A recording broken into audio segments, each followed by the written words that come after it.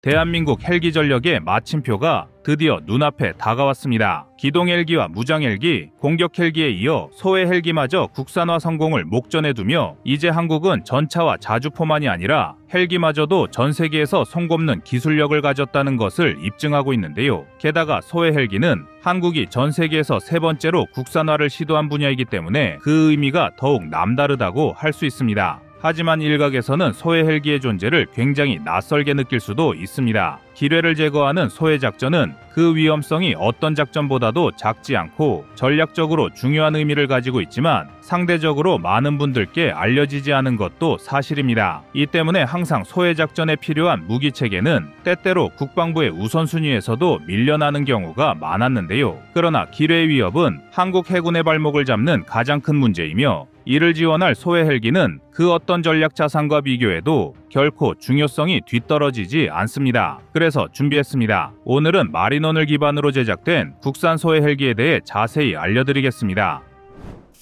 여러분의 구독과 좋아요가 꺼리튜브 운영에 많은 힘이 됩니다.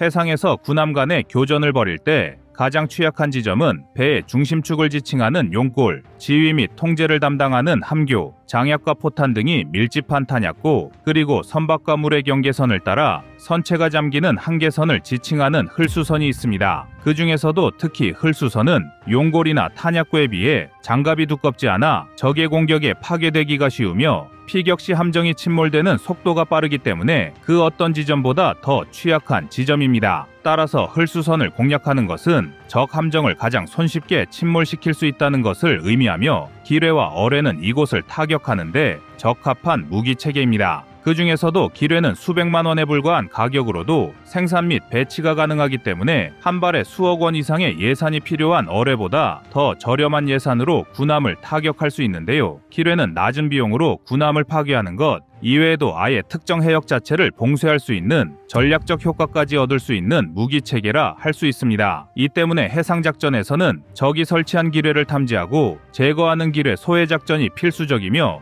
효율적인 소해 작전은 아군 함정의 생존성 향상과 전투력에 엄청난 영향을 미칩니다. 다수의 국가는 소해 임무를 전담으로 수행하는 소해함과 소해 헬기를 전장에 투입하여 바닷속에 설치된 기뢰를 제거하고 있지만 그 위험성은 상상을 초월합니다. 특히 소해함은 자신조차도 기뢰 위험에 노출이 되어 있기 때문에 적성국의 기뢰로부터 스스로를 보호하면서 기뢰를 제거하는 임무까지 수행해야 하기 때문에 임무의 난이도가 매우 높습니다. 그래서 소해함의 단점을 보완하고 보다 안전하게 기뢰를 제거하기 위해 개발된 무기 체계가 소해 헬기입니다. 소해 헬기는 공중에서 소해 작전을 수행하기 때문에 소해함보다 기뢰 폭발로부터 안전하다는 장점을 갖추고 있습니다. 게다가 공중에서 비행을 통해 기동이 가능하기 때문에 소해함보다 더 우수한 기동성을 바탕으로 빠른 작전 수행이 가능하다는 전략적 이점까지 갖추고 있는데요. 한국은 동해와 서해에서 북한 해군과 교전을 수행해야 하고 해안선이 복잡한 지형 특성상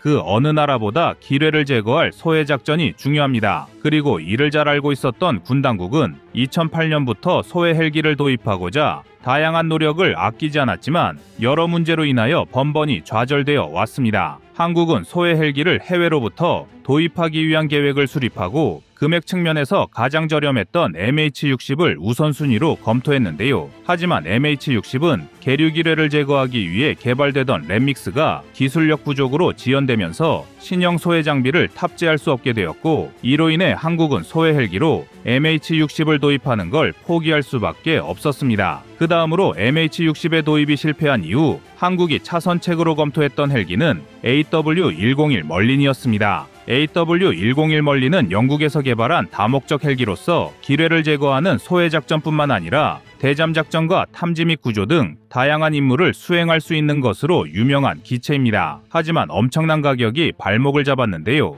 AW101 멀린의 가격은 상황에 따라 천차만별이지만 미 대통령 전용 헬기 버전은 한 대당 600억 원 이상의 가격이 형성되어 사업이 취소되기도 하였으며 노르웨이에서 수색 구조용으로 도입한 AW101 멀린은 대당 평균 1100억 원이 넘는 가격이 형성되었습니다. 이 정도의 가격대는 한국이 운용하는 수리온보다 최대 4배 이상이 비싼 가격으로 헬기의 자체적인 생산 비용 이외에도 훈련과 유지 관리 등에 들어가는 모든 비용을 합산한 프로그램 코스트를 할지라도 대당 수백억 원에서 천억 원을 호가하는 헬기를 자유롭게 도입할 수 있는 나라는 많지 않습니다. 결국 한국은 2008년에 시작한 소해 헬기 도입 사업을 2018년까지 지연시켰음에도 불구하고 제대로 된 소해 헬기를 도입할 수가 없었는데요. 그러나 바다로 둘러싸인 반도 국가의 지형적 특성과 중국, 러시아, 일본 등과 얽혀있는 복잡한 해상 환경을 지닌 동북아시아의 지정학적 특성을 감안할 때 소해 헬기 도입은 한국 해군에 반드시 필요한 전력이었습니다.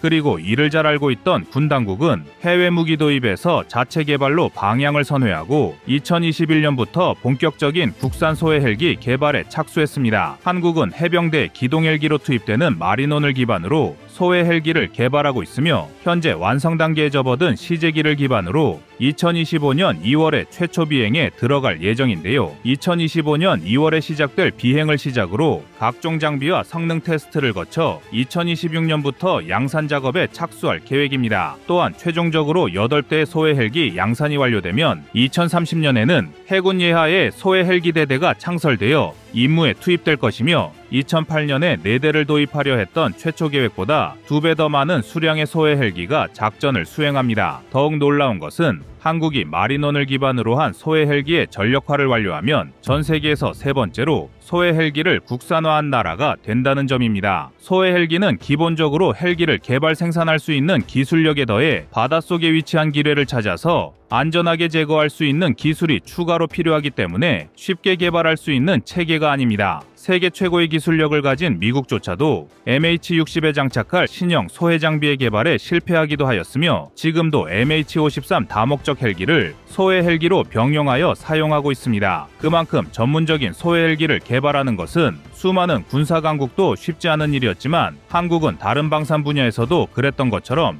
후발주자로 시작하여 이제는 다른 나라보다 앞서 나가는 기술력을 보여주고 있는 것입니다. 여기에 더해 한국형 소해 헬기의 장점 중 하나는 마린원을 기반으로 개발하여 유지 정비와 보수를 효율적으로 진행할 수 있다는 것입니다. 앞서 말씀드린 것처럼 소해 헬기는 매우 비싼 가격을 가지고 있습니다. 군에서 일반적으로 사용하는 기동 헬기보다 서너 배 이상 비싼 가격으로 인해 다수의 헬기를 보유하기 어려운 경우가 많으며 아예 소해 헬기 도입을 포기하는 나라도 적지 않은 것이 사실입니다. 그런데 한국은 마린원을 기반으로 소해 헬기를 개발함으로써 이러한 단점을 최대한 상쇄시킬 수 있게 된 것인데요. 이미 해군의 예하부대로 편제되어 있는 해병대에서 상륙기동 헬기로 마린원을 사용하고 있기 때문에 해군이 도입하는 소해 헬기와 상당수의 부품 및 정비를 공유할 수 있고 다수의 부품이 공동으로 생산이 되면 생산 단가도 최대한 절감할 수 있다는 장점이 있습니다. 무기체계는 강력한 성능 이외에도 한정된 예산 내에서 필요한 수량을 원활하게 도입하고 유지할 수 있는지가 매우 중요하기 때문에 마린원을 기반으로 생산 및 유지 비용을 절감할 수 있다는 것은 매우 중요한 요소인데요. 이는 대한민국 해군이 운용하게 될 소해 헬기뿐만 아니라 향후 수출을 시도하는 과정에서도 전략적 강점이 될 수 있습니다. 한국은 길고 복잡한 해안선을 가진 작전 환경에 적합한 무기 체계를 다수 개발하고 있는데 이는 섬이 많은 동남아시아 국가들과 긴 해안선을 보유한 인도 등의 나라에도 적합한 경우가 많았습니다. 일례로 잠수함과 고속정, 소형 함정 등은 이러한 지형적 유사점을 기반으로 이미 동남아시아 등에 다수 수출된 바 있는데 소해 헬기 역시 다수의 해군 무기 체계들처럼 동남아시아 등에 수출될 확률이 매우 높습니다. 그러한 상황에서 상대적으로 저렴한 가격으로 소해 헬기를 제작할 수 있다는 것은 수출 경쟁력을 확보할 수 있는 장점이 되는 것입니다. 특히 동남아시아 국가들은